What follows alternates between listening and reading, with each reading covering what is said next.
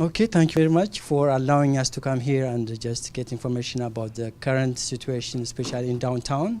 But first, just introduce us your name and your position here. Absolutely. So my name is Adiam Emery. I work for the Department of Transportation for the City of Seattle. This is a center I manage. It's our Transportation Operations Center, where we are constantly monitoring the traffic and incidents and so forth and informing the public. So this is the hub of the center where mitigation and all the impact analysis is going to be happening or administered here. So come Friday, this coming Friday, today will be the last Monday in which people will be traveling on Alaskan Way Viaduct. Alaskan Way Viaduct will be closing for permanently starting this Friday at 10 p.m. And it'll be closing for 3 weeks before we transition to the new tunnel that the Washington State Department of Transportation has built. So the impact that we should anticipate, there will be about 90,000 vehicles that will be finding alternate route. And we anticipate some of them to be going to the I-5 facility, and some will be using the city streets in which to mitigate like the north-south traverse. So that's the big what's happening this coming Friday. Yeah, already Seattle, especially downtown, is impacted by transportation. There's a lot of constructions going on around, really people trying to avoid, especially downtown.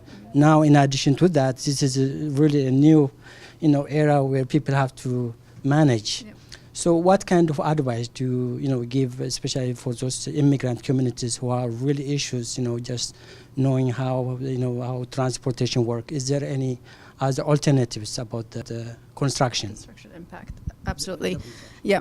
So we anticipate the impact to be regional, and so we're anticipating delay.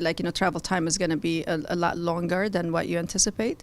Do not drive by yourself. Try to carpool. Try to take transit and alternative transportation modes if you can. If you can shift your hours, not starting at 8 and so forth. Work with your company to create that alternative scheduling. Those are the kind of advice that we're saying, and just plan ahead. Plan double your planning time and what you've done previously, because we do anticipate some impact or delay to come to traveling vehicles. And so in downtown area, which area is really immediately affected, or which are the construction areas? So the impact areas are from Soto area, so First Avenue South Bridge or Spokane Street, all the way to South Lake Union is where we would anticipate. But do expect a regional impact. It kind of impact cascades throughout the region once you have a choke point somewhere else. So the downtown for sure will be the main point in which people are traversing north-south, so we should anticipate impact from there as well. So if I were to summarize Soto area, Central District, and then the South Lake Union, where you would see the bigger impact. We have done a lot of mitigation solutions, so in order to kind of promote the transit reliability, we're making sure that transit is a reliable mode for people to get from point A to point B. So we've done some modifications here in terms of traffic signals, creating a temporary bus lane, restricting some parking in some areas to kind of relieve the choke points that we anticipate to happen. So the city is very, very much ready in putting their mitigation plan forward and to address this impact as much as we can. But we're also asking for citizens to help us with this, meaning do not travel by yourself. If you don't have to travel, non-essential trips shouldn't be made if you can't help it. And if there are essential trips, then see if you can utilize public transportation or drive with a friend, so there's one less car out in the system to kind of relieve the congestion that we're anticipating to get.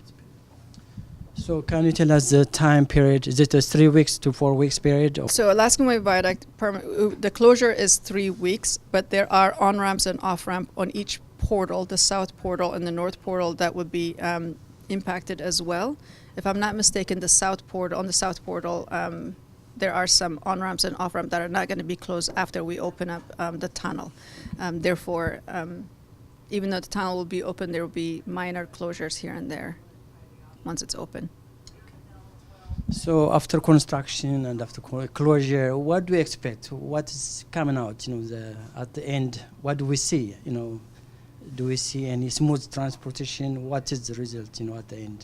So you'll have a beautiful waterfront once the structure goes down. There will, we call it a 2-year squeeze, right? Seattle squeeze. There will be phases in which we need to tear down the Alaskan Way Viaduct. We need to rebuild the waterfront. We have an amazing tunnel that's going to go through the downtown. But there's also changes to it.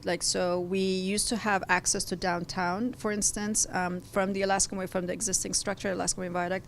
That's not going to happen anymore. Instead, you'll be entering from the port, what we call the South Portal, North Portal in the Soto area, and South Lake Union. Mm-hmm. But the city is ready to kind of go through that transition as we do the cutover to the new facility. So overall, it's going to be good product, but we're growing as well. Our infrastructure always is being stressed as much as possible, and we continue to develop the operational task as we move forward with new facility coming down the pipeline. Yeah. Thank you very much. አንቺ ኢትዮጵያዊ ነሽ ለኢትዮጵያውያን ምን ማድረግ አለባቸው አትሊስት try your best ነው in Amharic ኦኬ እንድትሰጪ ያው በአማርኛ ማለት ነው መልካም ገና መጀመሪያ ነገር መልካም ገና ሌላ ደግሞ አውቶቡስ or ብቻችሁን ለመንዳት አትሞክሩ plan ahead እቅድ አድርጉት